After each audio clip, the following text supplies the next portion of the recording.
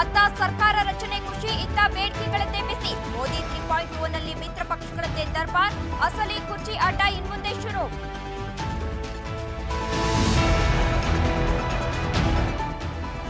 ಸರ್ಕಾರ ರಚನೆ ಚಿಂತನೆ ಕೈಬಿಟ್ಟ ಇಂಡಿಯಾ. ಬಲಿಷ್ಠ ವಿಪಕ್ಷವಾದಿ ಸಮರಕ್ಕೆ ಫ್ಯಾನ್ಸ್. ಸಭೆಯಲ್ಲಿ ಮೈತ್ರಿಕೂಟ ನಾಯಕರ ಪ್ರತಿಜ್ಞೆ.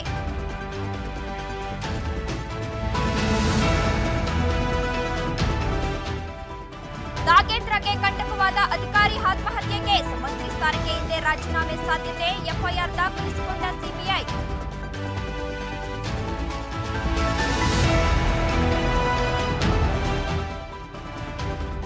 ಎಸ್ಟಿ ಆಯ್ತು, ಈಗ ಗೋವಿ ನಿಗಮದಲ್ಲಿ ಅಕ್ರಮ ಆರೋಪ. 100 ಕೋಟಿ ನುಂಗಿದ್ದಾರೆ ಎಂದ ಗೂಳಿಹಟ್ಟಿ. ಕೋಟಾ ಶ್ರೀನಿವಾಸ್ ವಿರುದ್ಧ ಬಾಂಬ್.